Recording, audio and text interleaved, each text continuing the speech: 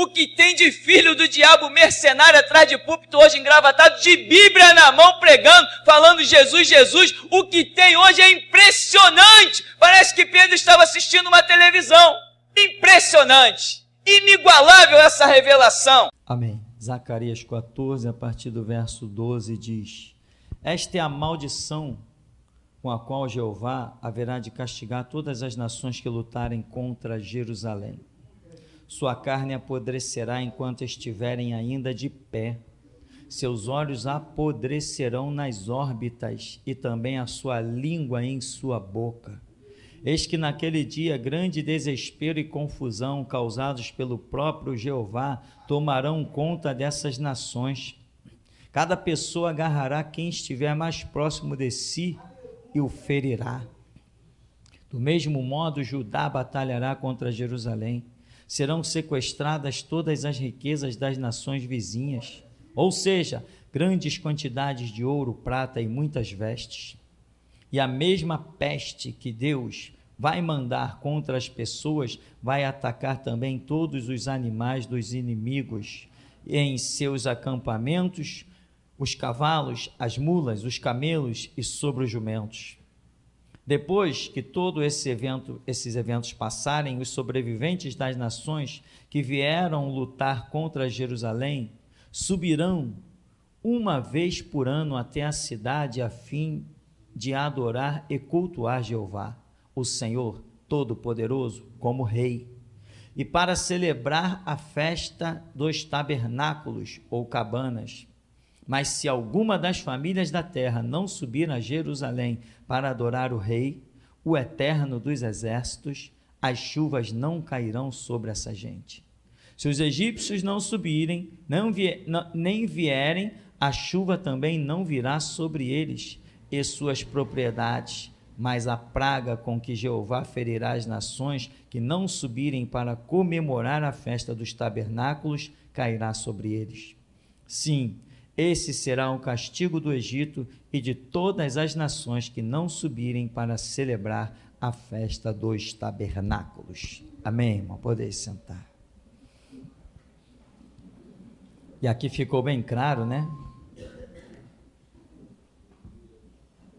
Depois de todos esses eventos se passarem, os sobreviventes das nações, os sobreviventes, quer dizer, os que ficarem vivos das nações que vieram lutar contra Jerusalém, subirão uma vez por ano até a cidade a fim de adorar o Senhor Todo-Poderoso como Rei, para celebrar a festa dos tabernáculos.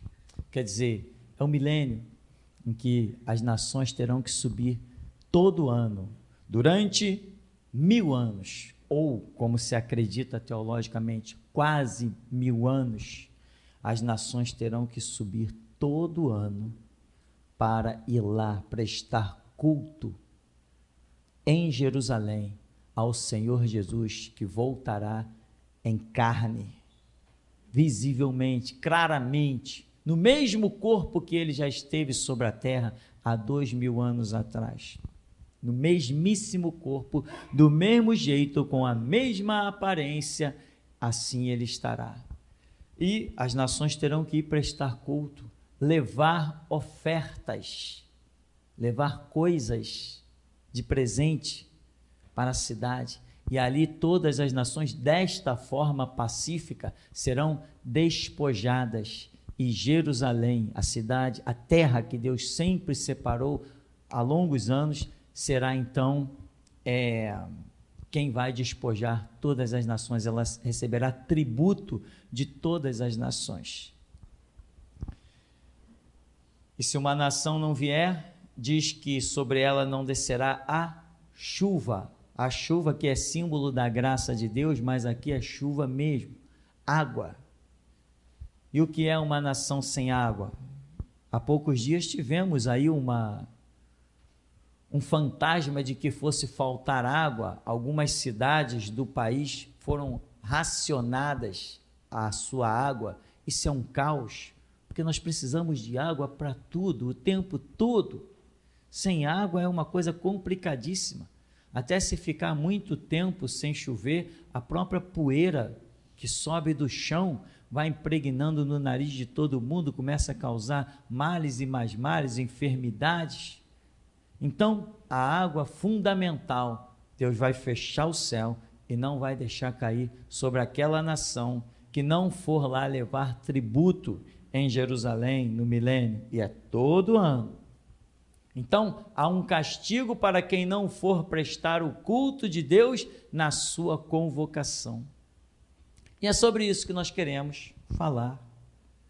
Eu acredito, diria eu, na minha inocência, uma mensagem simples para abrir o entendimento, porque muita gente tem dito: Senhor, eu te entrego a minha vida, mas isso não é verdade, não tem entregado nada.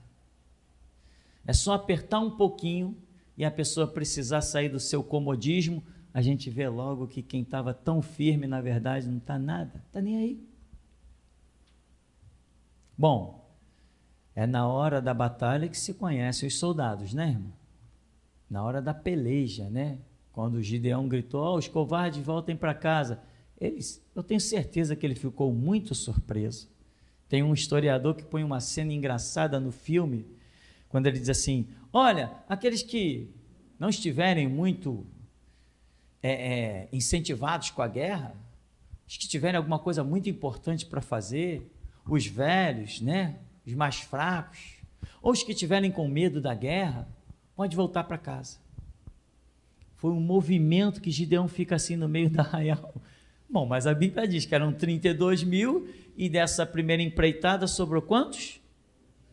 10 mil. Então quer dizer, olha, 22 mil se movimentando no arraial. Olha o movimento.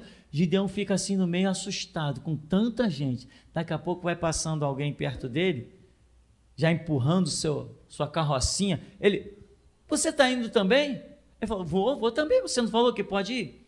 Ele falou: mas você é jovem, você é forte, você não é nem casado, você é solteiro, você tem condição de ir para a batalha. Não, mas eu vou embora. Então aquilo deve ter assustado Gideão. Ou seja, é na hora que Deus convoca o seu exército que a gente vê quem vai se apresentar, né? E ali Gideão convocou 32 mil, vamos para a guerra, 32 mil. Uma coisa é a convocação de Gideão e outra é a aceitação de Deus. Gideão convocou 32 mil, mas Deus só aceitou 300 e foi passando cada um por suas provas. Primeiro, simples palavras: os covardes voltem para casa. 22 mil eram covardes no meio de um exército imenso. E hoje aqui não é assim não, né, irmão? Se a coisa pegar, né? Se você de repente olhar ali para fora e ver um monte de cara vestido de touca ninja, HK, aquela metralhadora, sei lá, a R15, vou falar em minha linguagem, a R15, que eu conheço, né? Conheço de nome, né, irmão? Vê lá, não sei nem o peso. E você olhar ali para fora, os caras tudo mal, tudo preto, que nem um bope, ou então que nem um capeta, tudo preto ali fora. Será que você vai tirar a sua atenção da adoração ao Deus vivo porque tem meia dúzia de palhaço lá fora fantasiado? Irmão, te digo uma coisa: se vierem policiais aqui dentro para me prender, eles que não ousem botar o pé dali para dentro. Não ousem. Não ousem. Se vier me prender, vai esperar lá fora. Lá fora. Eu estou esperando que qualquer hora venham me prender, mas vai ter que me esperar lá fora até acabar o culto. Eu juro pelo meu sangue que será assim. Aqui, irmão, não tem mercenário. Aqui tem homem de Deus. Você está diante de uma liderança espiritual. Se você me ouvir, você vai ver a glória de Deus. Quer ver Jesus Cristo? Vai ter que olhar para mim. Se alguém aqui quiser ver Jesus Cristo, vai ter que olhar para mim, porque hoje eu sou a arca de Deus na terra. É sobre mim que ele manifesta a sua vontade, o seu querer.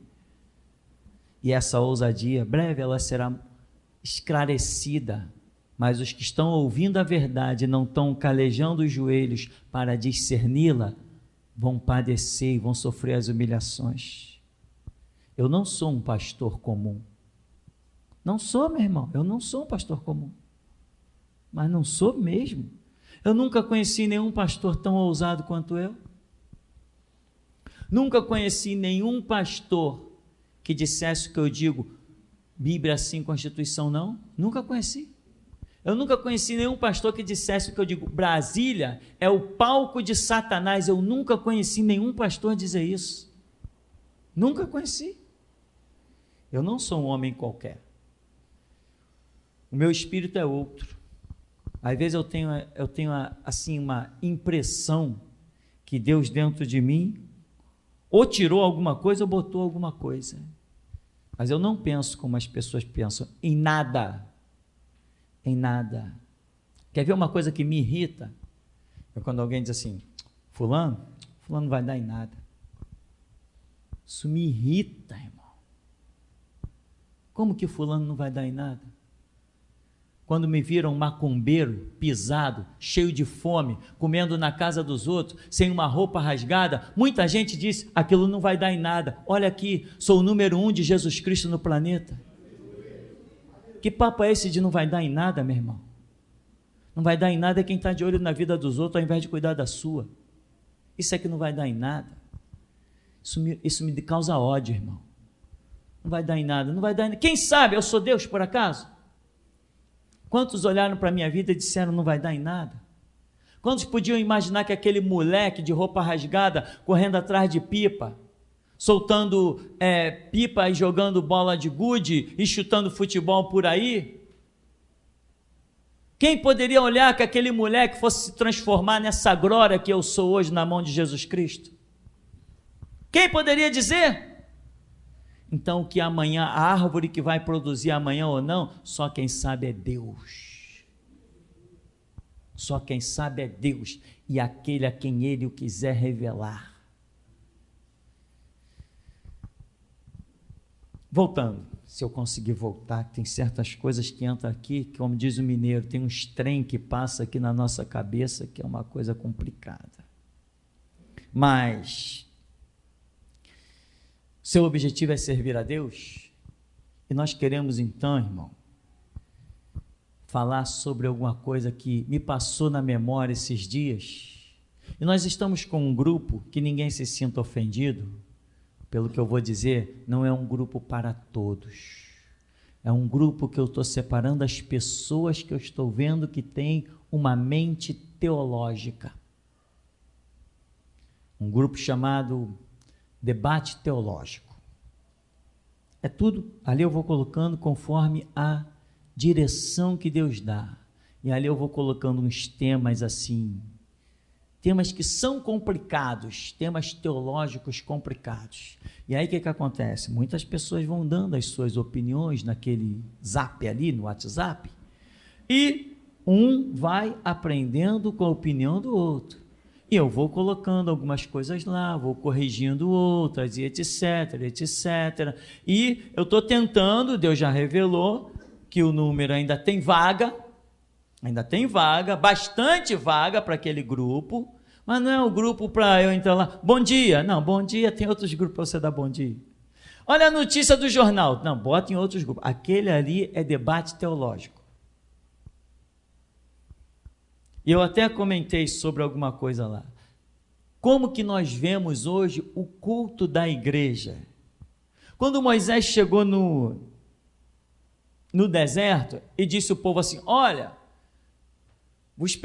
preparai-vos, porque dentro de tantos dias o Senhor descerá no monte. Todo mundo começou a se preparar e Deus ia descer no monte e eles foram para lá porque Deus ia falar. E eu pergunto, será que esse monte poderia ser comparado à igreja? Uma convocação de Deus. Qual a convocação de Deus? Os dias de culto. Quando que Deus reúne o seu povo para falar? Nos dias de culto. Deus está limitado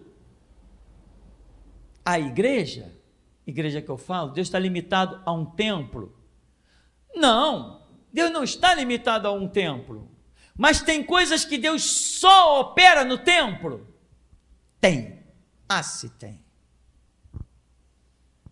Salomão consagrou a casa, desde agora estarão atentos os meus olhos, né? Atentos os meus ouvidos e abertos os meus olhos, a oração que se fizer neste lugar. Quando vier o mal sobre o povo, vier as pragas, vier o inimigo, e o meu povo que se chama pelo meu nome, se humilhar e orar, e se colocar diante desta casa que se chama pelo meu nome, quando eles clamarem, eu vou ouvir. Deus poderia dizer, quando eles clamarem por mim lá na cidade, quando eles clamarem por mim em qualquer lugar, eu vou ouvir. Deus ia ouvir? Sim, vai ouvir, mas Deus mostrou que tinha algo especial com aquele templo de Salomão. E diz, quando eles clamarem a mim diante deste santuário, eu vou ouvir. Ora, mas nós não sabemos que Deus ouve em qualquer canto? Mas tem coisas que ele só ouviria lá. Nos cultos que passaram aí, o irmão Rômulo teve uma visão de um anjo que veio, entrou por aqui, entrou na igreja, procurou, tinha algo na mão, procurou a pessoa a quem ele ia entregar, não achou, chegou lá na rua, ele foi embora. E o irmão Rômulo, depois eu conversando com ele falou assim, pastor, aquele anjo não vai voltar nunca mais. E eu falei, lamentável. E ele falou, era para tal pessoa, que Deus ia operar isso, isso e isso na vida de tal pessoa. Mas a pessoa simplesmente não veio na igreja. Mas é um culto só, não, eu vou na igreja o ano todo, logo hoje eu não posso ir. Tem gente que pensa do seu jeito. Eu prefiro pensar o seguinte, sempre pensei assim, para que eu não chegue na igreja, tem que existir uma força maior que me impeça. Já fui na igreja a pé.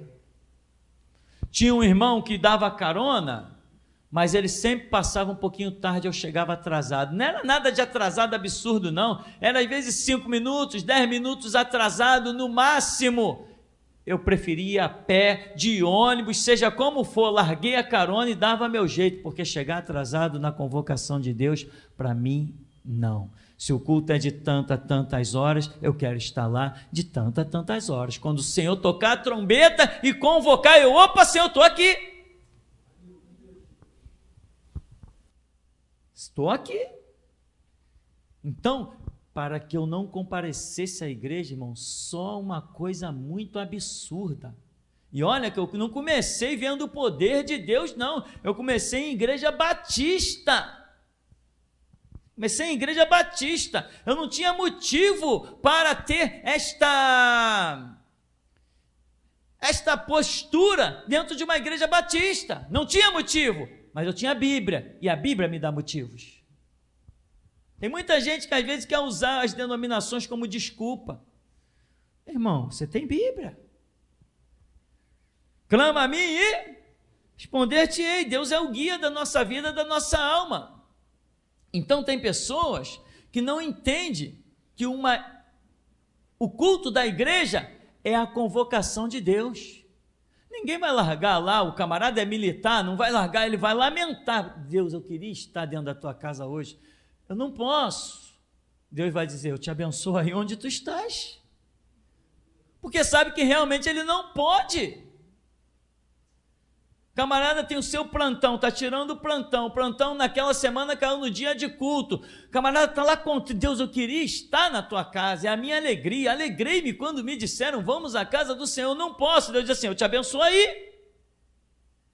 Tem irmãos aqui que nos seus trabalhos, às vezes tem visões. O culto está correndo aqui, o irmão está lá no trabalho dele tendo visões. Porque Deus sabe, Deus entende aquela situação em que ele não pode estar. Mas se Deus entendeu o contrário, que você pode estar e não está, não tem essa de, não, eu assisto, eu não estou lá no Rio de Janeiro, eu estou pela internet. Então, pela internet, depois o culto vai para a internet, eu posso simplesmente assisti-lo a hora que eu quiser. Não. Não. Quem estiver no Japão, na Iugoslávia, no Paquistão, no Afeganistão, na África, seja onde for, se tiver condição de pagar o preço, de estar junto na hora do mover do Espírito, tem que pagar o preço. Tem que pagar, irmão. Não tem meio termo, não. É radicalismo, é ditadura. Deus não é democrático.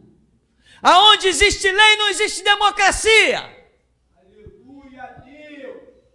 Se existe lei, se a lei tem que ser cumprida, não tem democracia, não tem meio termo. Aonde tem lei, não tem democracia. Democracia é fachada aí fora.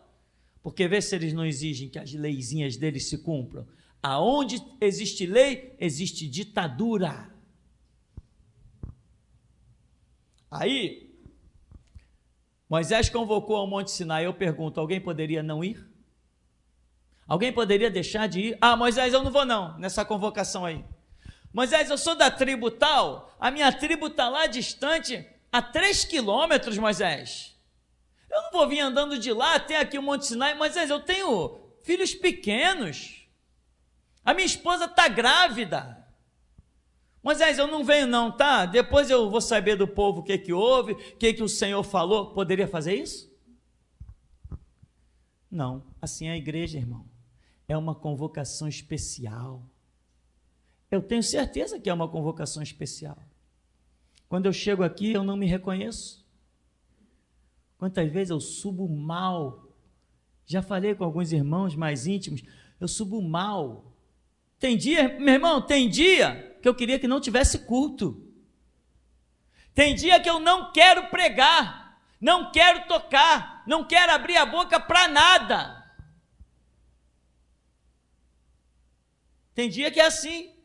E eu venho, e quando eu boto o pé aqui, eu esqueço tudo que eu não quero e passo a querer tudo que Deus quer. É algo realmente transcendental, sobrenatural, espiritual. Então, imagina se Moisés, nas suas convocações, o povo disse, não, eu não vou não. Josué convocou o povo, não convocou? Olha, vamos, Josué convocou várias vezes. Não, Josué, não vai dar para a gente não. A Páscoa lá dos judeus, todo mundo ia para a Páscoa na adoração, não ia? E tinha pessoas que vinham de caravanas distantes, de outras cidades, e eles vinham carregando filhos, vinham carregando até animais que não podiam ficar sozinhos, senão alguém poderia roubar, senão o animal poderia matar. Eles vinham carregando tudo, até chegar lá em Jerusalém e oferecer o seu sacrifício, depois viajava de novo 3, 4, 5 dias de volta para a sua cidade. Não era assim? Por que eles simplesmente não diziam assim, não dá não, eu moro muito longe, eu não vou não tenho carro, vou ter que ir a pé, não tem como levar todo mundo. Mas eles não iam. Por que iam? O que eles entendiam que nós precisamos entender? Por que aquele povo é considerado até hoje, por todos os judeus são considerados o povo mais inteligente? Inteligência que vem do nada? Não, nada vem do nada. Deus abençoou eles, são os melhores negociantes, são os cientistas hoje, os maiores cineastas e os maiores cientistas, os que mais descobrem coisas aí afora, são eles, judeus. Inventam cada coisa, inventaram os drones, o avião não tripulado. Hoje o mundo inteiro usa os drones que eles inventaram, sistema de câmeras que giram 360 graus. Ela começa num ponto, gira inteiramente até voltar no outro ponto. Tecnologia israelita, a melhor arte marcial do mundo. Eles saem ensinando aí para os militares no mundo inteiro, são israelitas. Uma inteligência, uma capacidade, mas isso não vem do nada, irmão. Isso veio de um projeto de Deus que foi implantado na vida deles. Mas se nós nos posicionarmos, o mesmo projeto de Deus, ou aquele que Deus tiver, vai ser implantado nas nossas vidas. A questão é, a que ponto nós entendemos a convocação de Deus? Porque Tem pessoas que não entendem bem o que é essa convocação do Sinai, a convocação da Páscoa. No milênio vai ter que subir todo mundo uma vez por ano. Se não for, um caos vai acontecer, a colheita não vai germinar. E eu pergunto, muita gente, não alcanço isso, não alcanço aquilo. Eu digo, por quê? Por que as pessoas não alcançam o ministério? Por que as pessoas não alcançam a cura? Por que as pessoas não veem mudança na sua vida? Por que, se Deus está dizendo assim, eu te amo, eu dei meu filho por ti e quero te abençoar, por que eu não vejo, não se vê a mudança? É porque a minha, não a de Deus, a minha postura em alguma coisa está deixando em falta. Eu preciso lutar para suprir esta falta, descobrir o que está acontecendo comigo, que eu não estou vendo Deus. Eu preciso lutar desesperadamente, mas às vezes a gente descobre, irmão. A mensagem de hoje é bem pessoal, é como se eu estivesse falando pessoalmente com cada um. Por exemplo, às vezes nós vemos situações, eu já via isso em tantas outras igrejas. Ô irmão, não veio na igreja ontem não, irmã, né? Ô irmã, não veio na igreja não? Não, irmão, porque é o plantão do meu marido. Não, eu sei que é o plantão do seu marido. E eu só venho quando meu marido vem, por causa do carro, né? Sabe como é que é, irmão? Tem gente, meu irmão, que está num comodismo tão maldito do automóvel, que esqueceu que a sociedade tem metrô, tem ônibus, tem trem, e que nós temos calçados para botar pé na estrada e andar. Aí imagina uma pessoa, não, eu estou buscando um ministério, que buscando um ministério se você só vem na igreja se o seu marido vier? Que Deus é esse que você serve, um Deus dependente do teu marido? Se teu marido não vem na igreja, você não vem? Que Deus você está buscando? Que ministério você vai alcançar? O que você está pensando que é esse Deus? Não, aí na hora que te convém, não, Deus é individual, é mesmo? Então por que seu marido estava no trabalho e você não estava na igreja? Se ele é individual. Quer mais, irmão? É um maldito comodismo, meu irmão. É um descaso com as coisas de Deus. Eu hoje estou aqui e o mundo verá muito mais de Deus na minha vida. Verá muito mais. Hoje é uma glória, é um assombro que eu passo por essa rua do Santo Cristo. Outro dia passei com a minha filha, um camarada, eu passei, o camarada me cumprimentou e falou meu nome. Falei, caramba, todo mundo agora sabe meu nome? E eu não canto, por quê? Porque Deus tem feito um alarido com a minha vida nesse bairro, uma coisa tremenda, que até quem não queria ver está sendo obrigado a ver a glória de Deus na minha vida, mesmo quem não queria ver, quem por mais que lute para me desprezar, tem que olhar para o alto se quiser olhar para mim. É assim que Deus tem feito. Agora, tem pessoas, irmão, que não vão ver glória nenhuma. Por quê? O marido, falando do marido, normalmente é o marido que dirige, né? Mas vice-versa. O marido não pode vir na igreja, a mulher também não vem. Já pensou uma mulher que tem um ministério, que faz alguma coisa dentro da igreja? Onde o pastor está contando com ela, e mais do que o pastor, Deus está contando com ela? Porque quem tem ministério, meu irmão, tem que servir, está programado por Deus para servir. Tem lá, lembra dos sacerdotes? Era sorte sobre quem ia ministrar. Cada um tinha a sua turma. Era coisas que aconteciam de ano em ano, tinha coisas que aconteciam todo dia. Tinha o pessoal da música, tinha o pessoal da limpeza, tinha gente de tudo que era jeito lá para servir no santuário. Às vezes algumas pessoas até dizem assim, mas o pastor não dá oportunidade, não chama a gente quer se dispor. Meu irmão, Deus só chama uma pessoa que está olhando que essa pessoa vai servi-lo incondicionalmente. Se ele está vendo que você tem um carro e ele sabe que se esse carro der defeito, você não vai largar o teu carro na rua para seguir a pé até a igreja, porque você valoriza mais o teu carro do que os atos do Senhor, você acha que ele vai te chamar? Para ele ficar em falta? Como você imagina um dia de culto, irmão? O que você considera de um dia de culto, de um momento desse na presença de Deus, um momento desse que Ele pode ordenar miríades e miríades de anjos, e a tua perna que fosse dar um câncer, Ele vem e troca, bota outra no lugar, o teu pulmão que fosse durar até 60 anos, Ele bota outro, vai durar até 80. Amanhã tinha uma cilada do diabo preparada para você, você veio adorar, ele já mandou um anjo lá no futuro para quebrar o laço do diabo. Isso acontece aqui. Acontece com quem está assíduo. Alegrei-me quando me disseram, vamos à casa do Senhor. Não é uma alegria normal, é uma alegria incontrolável. É algo que você diz assim, não, hoje é dia de culto, nada me tira. Não tenho dinheiro de passagem, vou pedir emprestado. Vai lá e pede emprestado, me empresta um dinheiro aí.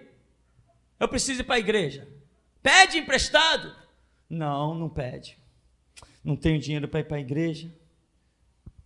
Mas se fosse para levar o teu filho no médico, você ia bater na casa do vizinho e ia pedir o dinheiro emprestado. Você valoriza mais a vida do teu filho que a adoração ao teu Deus. Tá boa essa verdade ou ela quer mais? Depois, Deus está acima de tudo na minha vida. Mentira. Acima de tudo, mas abaixo do teu filho. Porque você não pede um dinheiro emprestado para pegar um ônibus para vir para a igreja, mas pede um dinheiro emprestado para socorrer teu filho no médico. Mas pastor, o que você faria? Deixaria morrer? Não estou dizendo que deixaria morrer, mas eu estou dizendo, não deixaria de comparecer aos atos do Senhor por qualquer coisa.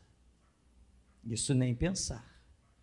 Então, meu irmão, esse é o tipo de palavra que, havendo uma postura, vai ser gerado um ministério. Já contei muitas vezes aqui a experiência, quando eu estava fazendo seminário, uma vez eu saí daqui debaixo de um temporal tão grande, que até as aulas foram suspensas naquele dia, e a minha mãe, quando me viu, eu caminhei 10 metros dali de onde é a porta da casa dela, até o bico da escada, caminhei 10 metros debaixo de um temporal com guarda-chuva. Antes a minha mãe dizia, mas como é que você vai sair nessa chuva? Não é possível. Eu dizia, não, eu vou. Coloquei lá o meu tênis e estou colocando, era a hora do seminário, falei, não, eu vou. Ela, mas não tem lógica, não tem sentido. E realmente não tinha lógica, nem tinha sentido, mas dentro de mim tinha uma coisa que dizia, tem lógica e tem sentido. E quando eu andei 10 metros, que olhei para trás, não dava nem para ver a porta da casa da minha mãe, de tanta água que estava caindo. Ela faz comentário disso até hoje. E quando eu cheguei, naquela semana transcorreu, a minha mãe estava conversando com a vizinha, ali no muro, tinha um muro que dava ali para a vizinha, e ela conversando com a vizinha no muro, eu estou um pouquinho mais distante, atrás, fazendo algumas coisas, e eu escutei quando a minha mãe disse assim, meu filho verdadeiramente tem um chamado de Deus. Porque para sair daqui, debaixo daquela chuva que ele saiu, só com o chamado de Deus. Ah, mas hoje todo mundo vê que eu tenho um chamado. Hoje o diabo vê, os anjos veem, os homens veem, quer assumam, quer não, eles veem. Tem coisas que ficam tão evidentes que mesmo os cegos conseguem ver. E você, irmão, está no comodismo? Você viria da sua casa aqui pedindo carona? Você iria para um ponto para se humilhar diante de um despachante de ônibus e dizer, poxa, eu estou sem dinheiro, eu estou querendo ir para a minha igreja, dá para você me dar uma carona aí no ônibus? Faria isso? Mas se você tivesse com seu filho doente nos braços, você chegaria para um despachante e diria assim: eu estou sem dinheiro, quero levar o meu filho no médico, você me deixa entrar? Porque você considera que o teu filho doente seja argumento maior que a adoração ao teu Deus. Isso tem que mudar. Porque nós dizemos: amarás ao Senhor teu Deus sobre todas as coisas, de todo o teu entendimento, de toda a tua alma, buscarás o reino de Deus e a sua justiça em primeiro lugar. Se é em primeiro lugar, vamos colocar Deus em primeiro lugar. Teu celular está ligado? Teu filho está em casa? Se soar agora o teu telefone e disser assim: vem agora, que teu filho está precisando de você, você vai levantar dessa cadeira e vai lá socorrer o teu filho? Ou você dirá para ti mesmo: não, eu vim aqui para adorar a Deus e não vou arredar o meu pé, Deus proverá. Essa é a atitude correta, esse é o certo. Porque aquele que tem fé, Deus honra. Aquele que escolhe por Deus, Deus escolhe por ele. É assim, meu irmão. É assim.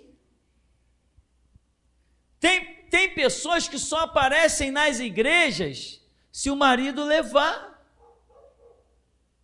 Senão não vai. Eu conheci um homem que foi pastor e era uma bênção, tinha chamado, e eu aposto a minha vida que tinha, e hoje ele não é nada, menos que um esterco, e todos os seus filhos estão a caminho do inferno. A mulher dele só ia na igreja se ele fosse buscar de carro. Ele saía para evangelizar, nós estávamos lá nas ruas evangelizando, quando ele olhava: poxa, ó, assume aí o evangelismo, porque eu tenho que ir em casa buscar minha esposa para trazer ela para a igreja. Dizer: mas por que ela não vem? Não vem dali aqui, era uma coisa de 1 quilômetro dali aqui, porque ela não vem, não sobe no ônibus. E o camarada dizia: o quê? Minha esposa pegar um ônibus? Mas tu não conhece ela, não pega de jeito nenhum. Não é à toa que essa infeliz, desagraciada, hoje está pastando, nunca alcançou nada na vida. E ele, por atentar tanto para ela, hoje está juntinho com ela. Os dois pombinhos unidos a caminho do inferno. A caminho do inferno. Mulher inútil que não sabe subir num ônibus e pegar, não sabe subir num ônibus e ir a canto nenhum. Mulher pode depender do marido para muitas coisas, irmão, mas para adorar a Deus, não. Mulher pode depender do marido para muitas coisas, mas para servir ao Deus vivo, não. Para receber unção, autoridade, poder, não. Para ter um ministério, não. Ministério é individual.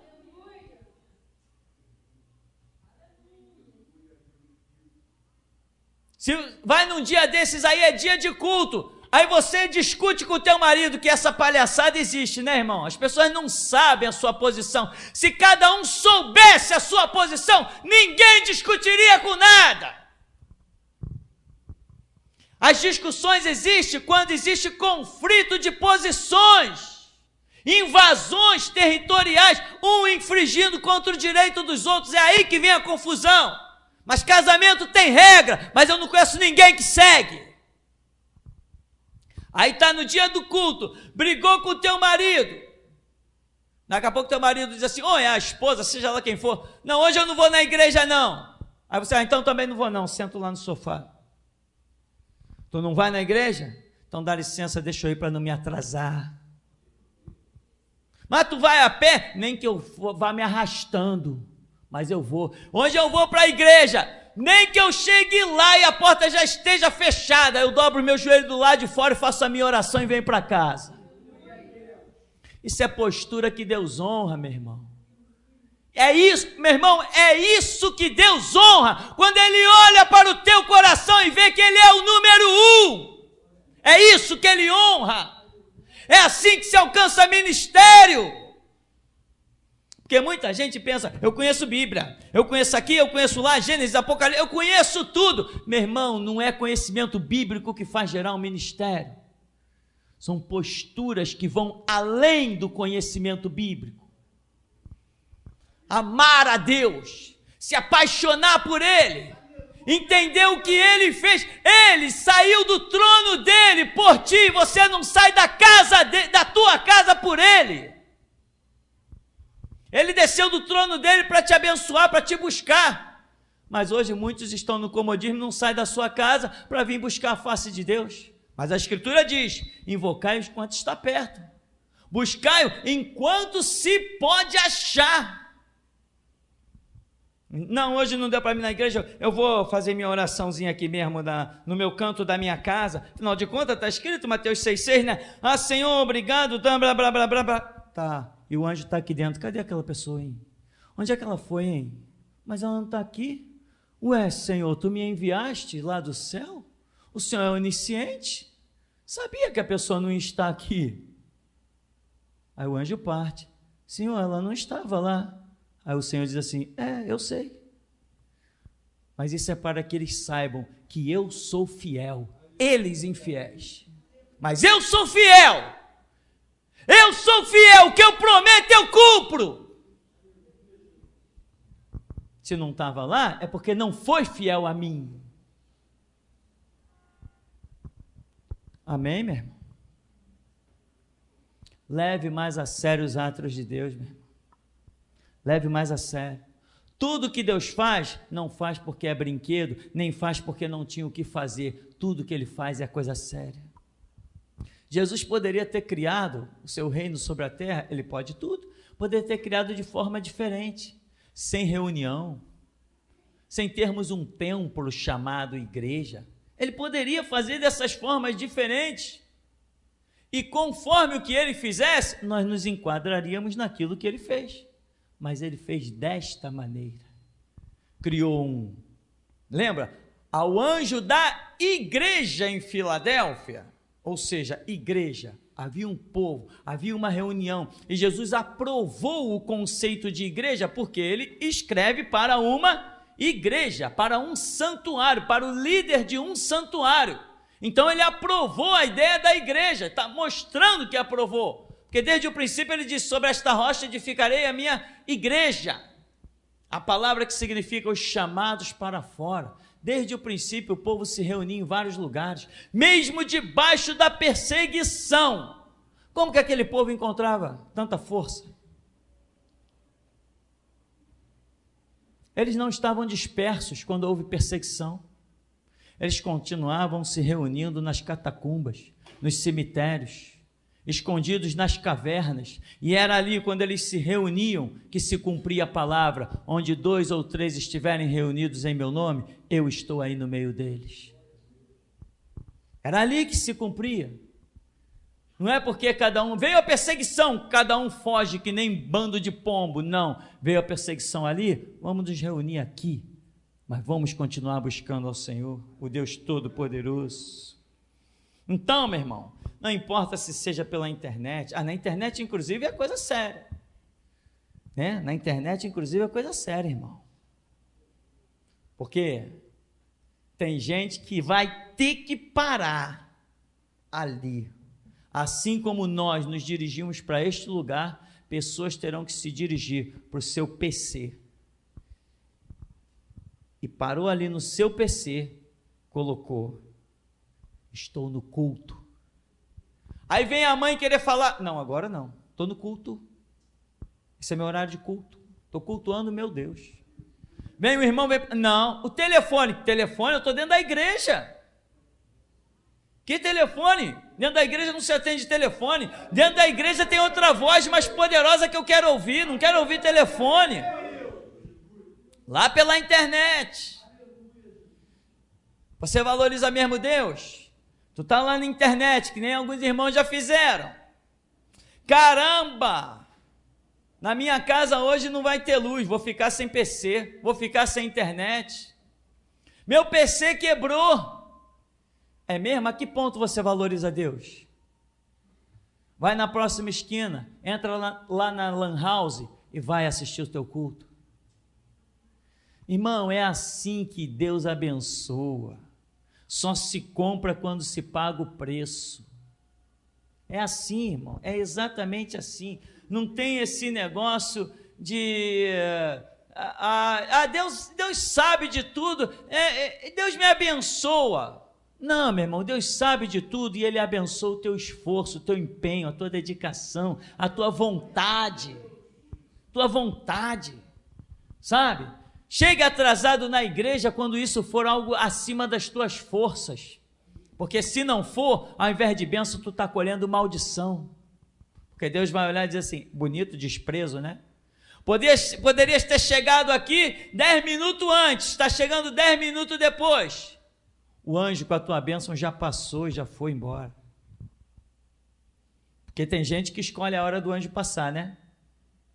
Não, no momento do louvor não tem problema não, o importante é não perder a palavra, é mesmo? E quantas vezes já foram entregues visões e revelações aqui, de quando nós começamos a primeira oração, quando nós estamos no primeiro louvor, no segundo louvor, no terceiro louvor, mas tem gente que acha que o importante é a palavra, é o momento da palavra. Sabe o que é importante, meu irmão? O importante é o momento da convocação de Deus. Se Ele disse, esteja ali sentado às 7, porque eu vou falar à meia-noite, tu tem que ficar sentado de 7 até meia-noite. É assim que funcionam as coisas de Deus, com radicalismo total. Radicalismo total. Se Deus é em primeiro lugar, o que é estar em primeiro lugar? É aquilo que você coloca toda a sua atenção naquilo. Se você tem um cofre e você tem uma barra de ouro, uma barra de prata, uma barra de bronze, no teu cofre, para proteger, você só tem espaço para uma dessas barras. Você ia colocar de bronze? Você ia colocar de prata? Você vai colocar a de ouro. Como você tem considerado Deus na sua vida? Ele é realmente o mais importante? Então a palavra dele é a mais importante? O louvor a ele é mais importante? O culto, a ele é mais importante? Tudo que diz respeito a Deus é o mais importante. É assim que se vence, irmão. Não que eu estou estudando Bíblia, que eu estou lendo Flávio Josefo, que eu estou lendo o judeu que se converteu, que eu estou buscando, que eu estou clamando, que eu estou... Não importa estar fazendo todas essas coisas. Lembra do que Jesus falou? Devias fazer estas sem omitir aquelas. Então, meu irmão, que isso mude para você. Ministério é coisa pessoal. Ministério é pessoal. Ministério é totalmente pessoal. Ministério é totalmente pessoal, meu irmão. A minha família não tem nada a ver com o meu ministério. A minha família serve no meu ministério. Mas o meu ministério não depende da minha família. Ministério é pessoal. Você sabe o que é alguma coisa pessoal? Agora tem gente que chega o ridículo e diz assim, não, os nossos ministérios são iguais. Nunca existiu sobre a terra nenhum ministério igual ao outro. Nem jamais existirá. Deus não precisa de duas pessoas fazendo a mesma coisa. Ministério é pessoal. Então, se você está olhando uma pedra de tropeço no teu marido, você não vai a lugar nenhum. Se o marido está olhando uma pedra de tropeço na esposa, ele não vai a lugar nenhum. Já teve uns pastores por aqui que acabaram perdendo tudo que ainda restava nas suas vidas. Por quê? Não, irmão, sabe como é? Eu sei que Deus está me chamando, mas a minha esposa não aceita essa visão da geração Jesus Cristo de jeito nenhum. Falei, meu irmão, ministério é pessoal. Larga a tua esposa e fica com Jesus. Irmão, não, irmão, estou falando sério. Porque se você ficar com a tua esposa, se ela não aceita o mover que tem que ser aceito, e você quiser ficar com ela, você também vai largar o mover. Então você vai ter que largar ela e ficar com Jesus. Eu mando separar mesmo, meu irmão. Porque mulher, esposa, marido, perde nessa esquina, na outra esquina tem um montão. Mas Deus, tu nunca vai encontrá-lo na próxima esquina. E ele diz: amarás o Senhor, o teu Deus, sobre todas as coisas. Então, irmão, antes de você dizer não a uma convocação, antes de você dizer não a um serviço, antes de você dizer, não, hoje eu não vai dar para eu ir na igreja, irmão, eu me preservo. Tem coisas aqui, às vezes, que eu faço muitas atividades durante a semana, fico cansado, mas quando chega na quarta-feira, é um dia que eu me reservo a não fazer nada pesado, nada que me desgaste. Olha a hora, ó, vão dar 10 horas, se eu estivesse aqui desgastado, cansado, eu estaria transmitindo outra coisa para você. O meu ânimo influencia nas pregações, o meu ânimo, a minha disposição influencia nas pregações. Se você não sabia disso, fique sabendo, e um dia, quando você estiver à frente, você vai descobrir isso. Por isso, preserve sempre o seu melhor ânimo, para que Deus possa trabalhar contigo no máximo da tua força. Então tem coisas que na quarta-feira eu não faço, eu não arredo o pé daqui para andar até a cidade, comprar nada, eu não me preocupo em fazer nenhum concerto em telhado, nenhum concerto em canto nenhum, em arrumar, não me preocupo em fazer nada disso, eu reservo todas as minhas energias para cá e para agora. É dia de culto a Deus, não quero saber de fazer mais nada. Então, irmão, veja como você vai se comportar quando Moisés falar: olha, santificai-vos, porque dentro de 3 dias o monte vai fumegar. Você sabe o que é uma experiência de ouvir o som da trombeta? Você sabe o que é a experiência de olhar para o monte e ver nuvens, raios, trovões, a terra tremer, o monte fumegar? E se um animal tocar nesse monte, morre. Mas ele te chamou à frente do monte, não para te destruir, mas para te abençoar. Você acha qual a diferença de uma pessoa que vê um mover de Deus para uma que não vê? A sua fé é diferente da de um batista? A sua fé é diferente da de um assembleano? O que faz essa diferença? Eu te digo, são as coisas que você tem visto e ouvido aqui nesse lugar. Então, meu irmão, atente. Se Deus te chamou para algo, Ele planejou o caminho, Ele planejou a estrada que vai te levar aonde Ele quer que você chegue. Não negligencie a estrada. E até aqui nos tem ajudado, Senhor. Vi também, pastor, no início do culto, Deus me mostrava a irmã Dayana. Ela estava de joelhos, próxima ao altar, e do lado dela um anjo. E quando eu olhava, ela estava com vestes brancas, com a cabeça baixa, como se estivesse orando. E aquele anjo que parava do lado dela, ele vinha com um cântaro na mão, e ele despejava um bálsamo na cabeça da irmã Dayana. E aquele bálsamo envolvia todo o seu corpo. E no momento que aquele bálsamo envolvia o corpo dela, ela começava a sentir a presença de Deus, chorando em lágrimas, glorificando a Deus. Foi o que eu vi, pastor. Paz. Paz, pastor. Pastor, no início do culto, Deus me mostrava um cavalo com um cavaleiro. Ambos os dois eram dourados. O cavaleiro estava vestido com uma armadura dourada e essa armadura brilhava muito. E eu via que ele ia com a espada desembainhada e ele adentrava o Planalto Central em Brasília. Quando ele adentrava, nas primeiras portas, tinha um dragão um dragão muito grande mesmo na porta de entrada, querendo impedir que aquele anjo e aquele cavalo entrassem. Naquela hora, pastor, teve uma luta entre o cavaleiro e o dragão. E aquele anjo que estava ali lutando, guerreando, ele conseguia cortar a cabeça do dragão e cortava o dragão em vários pedaços. Aquele dragão ficava todo destroçado ali mesmo na porta. Em seguida, pastor, Deus me levava ao templo. Eu via o pastor estava tocando violão. E chegava uma nuvem muito pequenininha e ela ficava mesmo nos pés do pastor.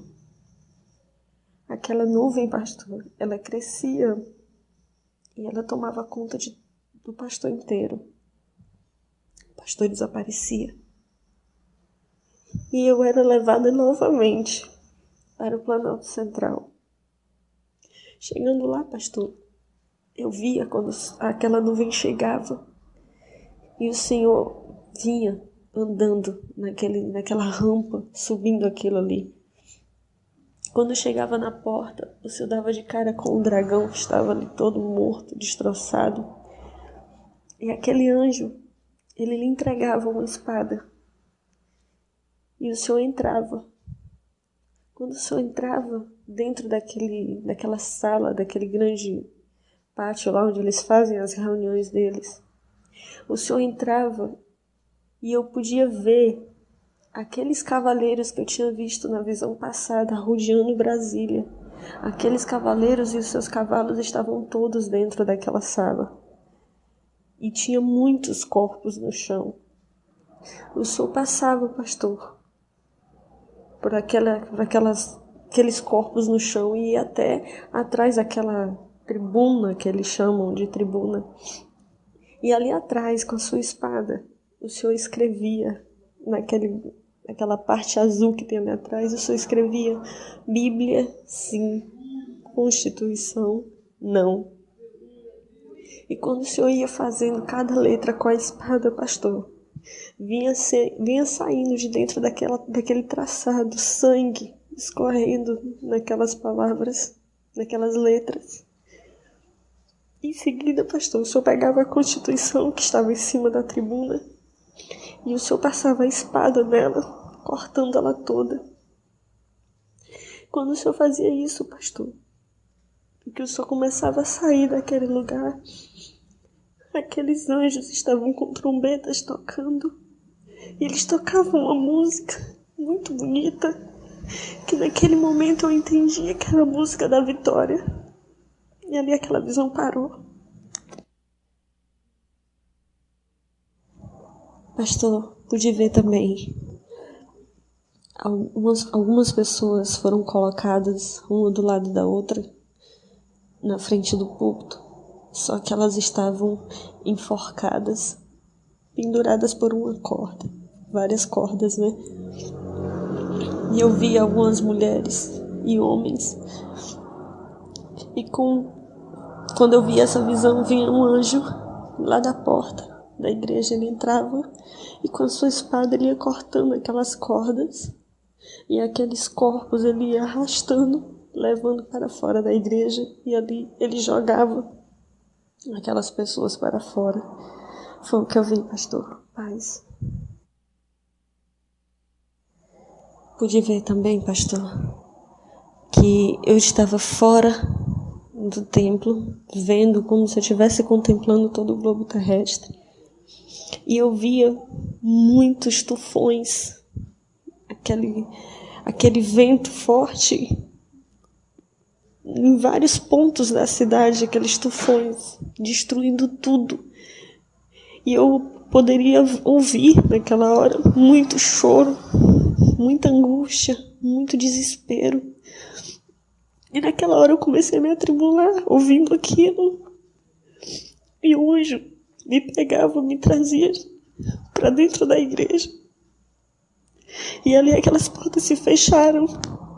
E eu não pude mais ouvir nada daquilo. Ali eu senti um alívio na minha alma. E o Senhor me mostrava de dentro da igreja. Eu olhava para o céu, eu conseguia ver o céu. E o céu, ele estava todo turvo, todo embaçado, assim, como se tivesse revirado, assim. A atmosfera estava, assim, turvada. Foi o que eu pude ver, pastor. Paz. Pastor, eu também pude ver um anjo, que ele descia do altar. Ele vinha até mais ou menos no meio da igreja, no meio dos irmãos. E ele falava que ele sentia falta da intimidade. E ele olhava para muitos rostos ali naquela hora. E ele ia até 2 jovens. Ele pegava 2 homens pelo braço. E ele levava até o lado esquerdo do púlpito. E ali, pastor, ele falava com aqueles homens. Ele tinha uma conversa, né, com aqueles homens em particular. E ele apontava o dedo, assim, falando com aqueles homens baixavam a cabeça. E Deus falava que queria mais compromisso. Deus queria mais intimidade. Que o seu povo estava deixando de ter intimidade com ele. E aqueles 2 homens, o anjo mostrava um relógio. Como se o anjo dissesse para eles, falta pouco tempo. E ali aquela visão parou, pastor. Paz. Pude ver também, pastor, um livro aberto. Um grande livro aberto. Mas eu não via quem segurava esse livro. Eu não conseguia ver. Mas eu via uma mão que ela escrevia naquele livro. Eu via claramente quando ele anotava o dia de hoje. E ele ia anotando quem estava presente no culto. E ali, pastor, ele anotava também as suas palavras na hora da oração. A sua oração foi anotada naquele livro. Aquela visão parou, pastor. Paz. Eu via, assim que começou o culto, 2 mãos muito grandes. E o pastor ia em direção às mãos, ia passar por elas, por debaixo dessas mãos.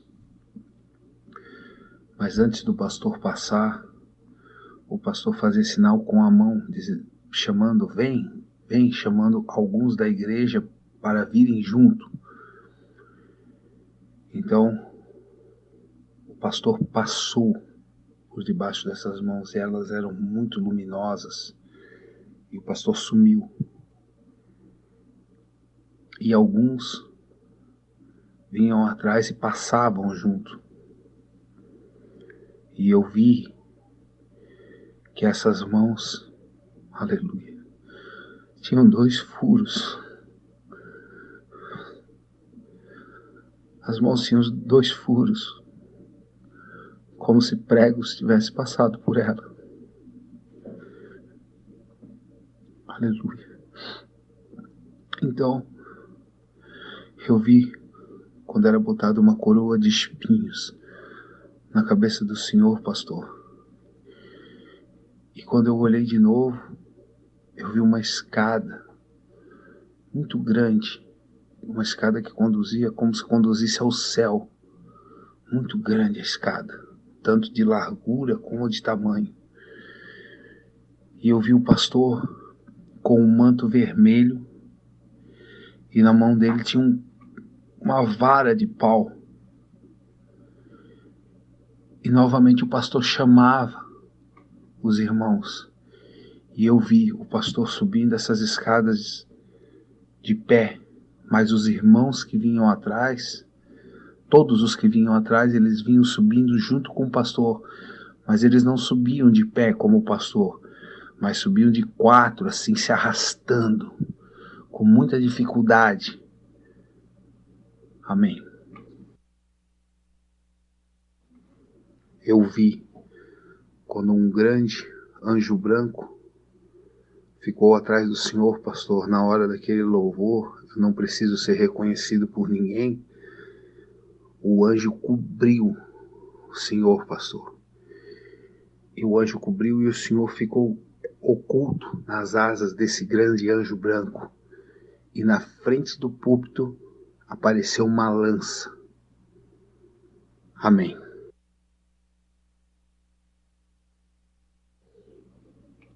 Eu vi uma luz que saía do céu. E essa luz vinha e iluminava a geração Jesus Cristo, templo pós-prisão. Mas ela iluminava, e eu não via nessa visão por fora iluminando. Eu via ela entrando, iluminando dentro do templo, iluminava a igreja, os irmãos louvando. Amém. E também eu, quando a igreja, os irmãos, a igreja toda, com todos os irmãos, se transformou num barco. Mas não um barco normal, como se fosse um grande bote. E nesse bote tinha asas. Ele não tinha vela, ele não tinha nada, ele só tinha asas. E esse grande barco, ele estava num mar revolto, muito revolto, muito revolto. E eu, na visão, eu pensei, esse barco vai sucumbir a essas águas. Mas daí eu vi, na frente do barco, abriu uma grande torre, como uma torre que saía do fundo dessas águas. E ela ficava na frente do barco, e esse barco ficava de frente com essa grande torre. E as águas revoltas ficavam e os irmãos continuavam dentro do barco, louvando a Deus. Amém.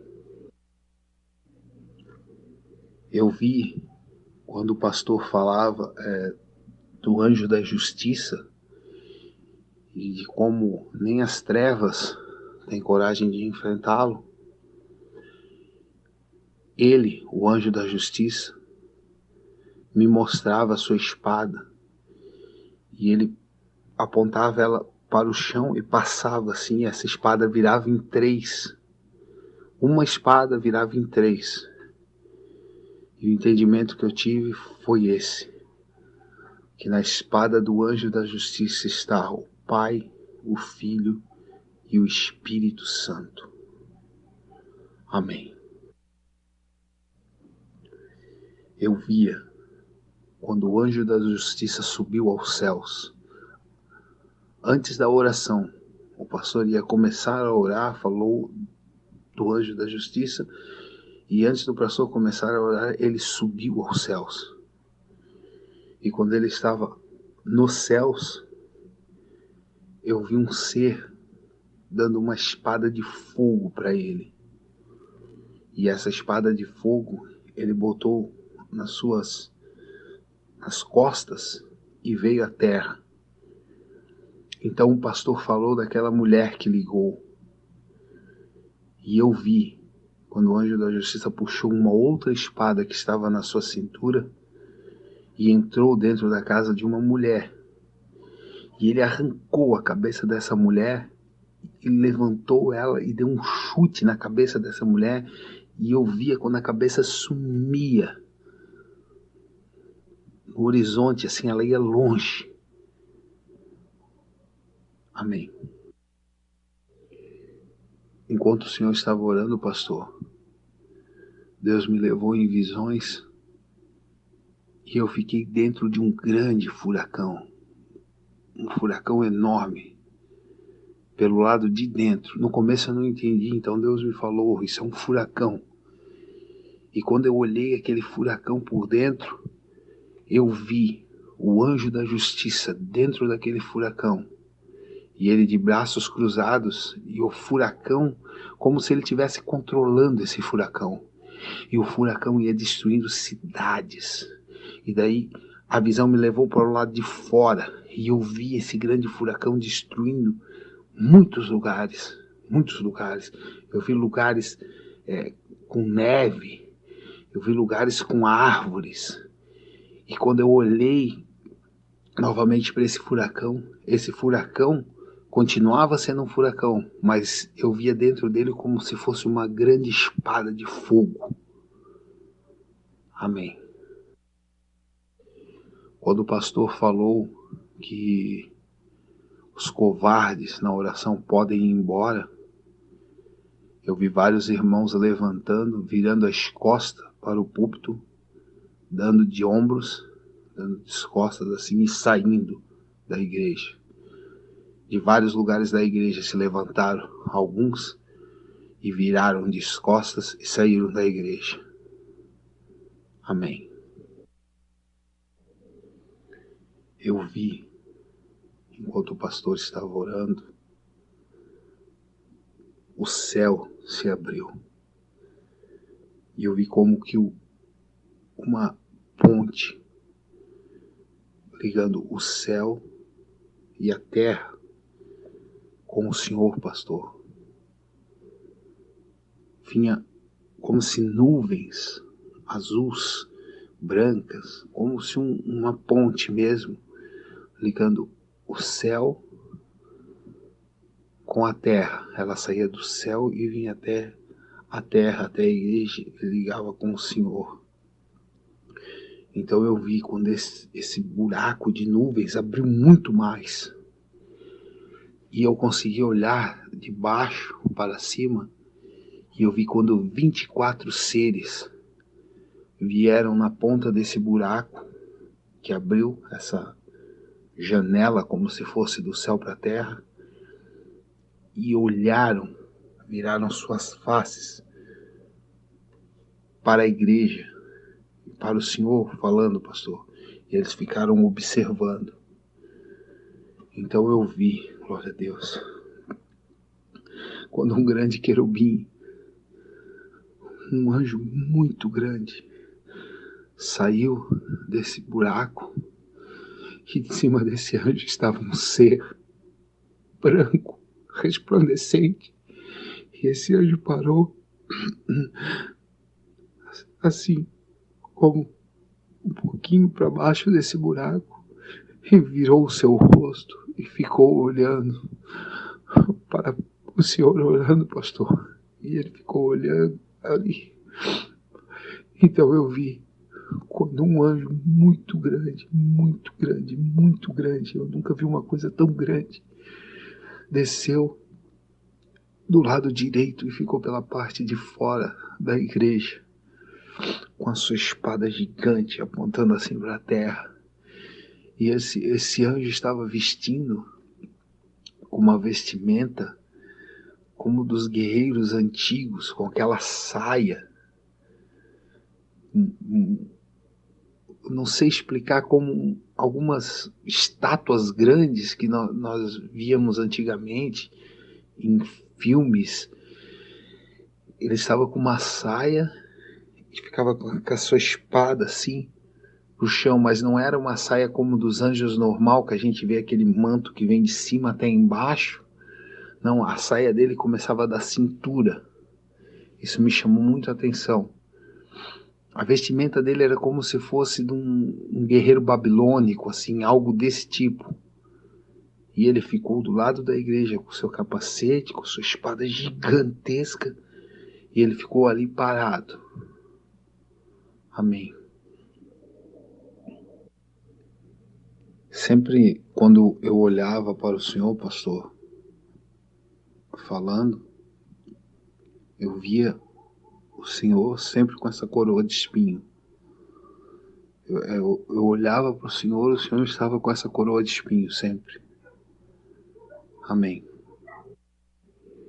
Na última oração agora, eu vi quando espadas caíram do céu e enterraram na terra, e era necessário que os irmãos que iam a pegar, alguns irmãos pegaram ela, que caíam na sua frente, desenterrassem ela do chão, e aqueles que conseguiram fazer isso, desenterraram ela do chão e a ergueram para o céu. Amém.